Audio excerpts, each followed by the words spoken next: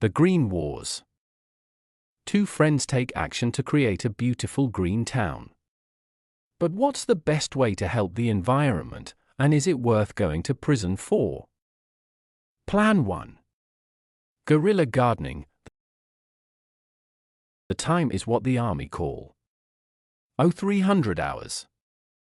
3 o'clock in the morning. We're in the car park of the sports center.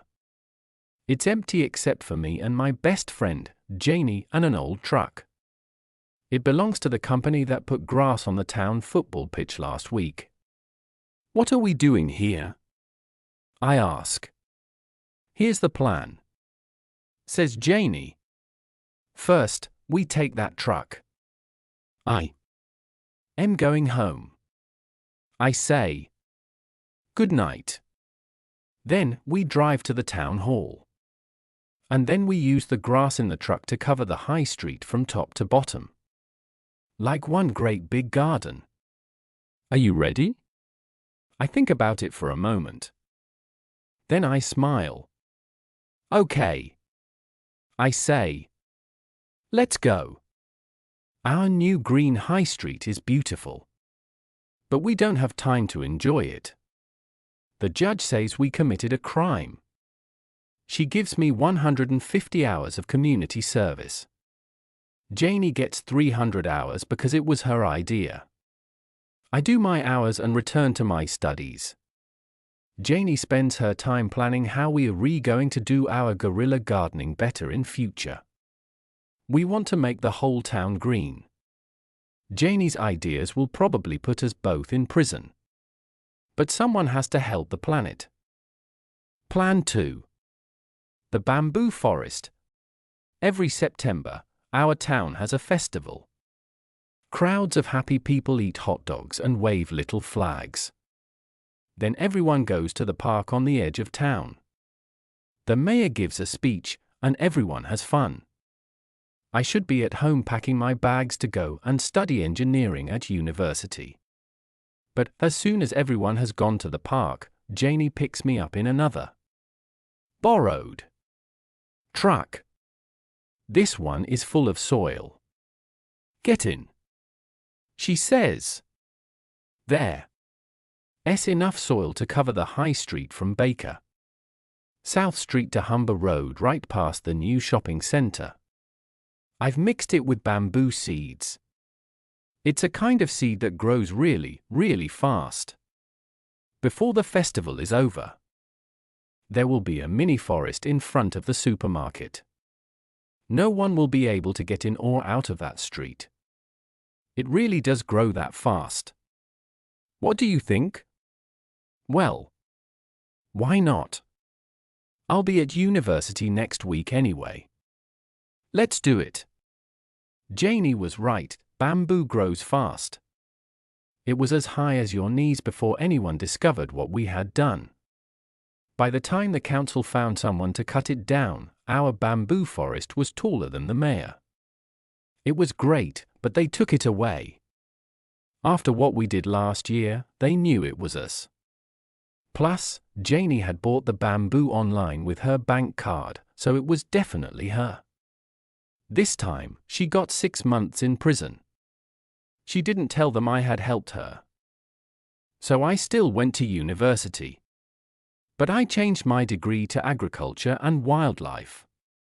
I wanted to learn all about plants, gardening and farming. I thought it would help Janie and me succeed as guerrilla gardeners. Plan 3. The vertical farm. I am wearing my new business suit.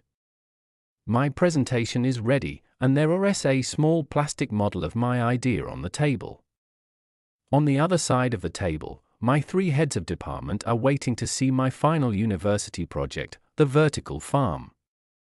We've seen what happens when we do what Janie says. Now it's my turn. Good morning, I say. During my studies I've learned a lot about city farming. After university, I want to do something with what I've learned. I show them the model. This is the high street of my town. This is our shopping center, and this is an old, 9-floor car park. No one has used it for the last 2 years and it's now for sale. I start the presentation. They can see my designs on the big screen while I talk. I've designed a city farm using the car park building. There will be 8 floors to farm fruit and vegetables. This design will collect rainwater to water the soil. And we will use energy from the sun to power the special growing lights. The presentation changes to show the maths of how the farm will make money. I will rent the space to small local farmers. We will sell everything in local shops to be as good for the environment as possible. Also, the 9th floor will be for any local people who want to grow their own food. My audience looks interested, but I haven't finished yet. To prove the project can work, I've talked to local people and farmers. I've received letters of support and interest from all sides. I also gave this presentation to my bank manager. The bank will give me money if I can convince the town council to sell me the site. I turn off the presentation. Are there any questions? My project gets the highest marks in my class. But in the real world, that doesn't matter. The town council didn't accept my plan. Instead, they decided to sell the site to a company who will destroy the car park and build a block of luxury apartments. The mayor says they will bring new energy to the town. So that's the end of the vertical farm. Janie kept getting in trouble while I was away. But she was out of prison when I came back, so I met her for a drink. You should never have changed from my way of doing things, she tells me. Nothing sends our message better than covering streets with grass, trees, and plants.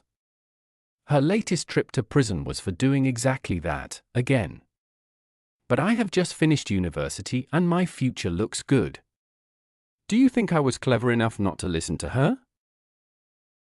Plan 4, Guerrilla Gardening 2. 0. This time, I agreed to do part of what Janie wanted. We drive around town to search for the perfect location. Not in front of the town hall or the shopping center. They are the kinds of places Janie thinks will send the biggest message. But I don't think these are the best places to choose. I'm looking for something different. Somewhere that's not in the town center. Not the best neighborhood, but a poor one. One that never gets any public money. One where the road is full of holes and the pavement is all broken. I'm looking for somewhere where people don't have cars outside their houses. We find the perfect place.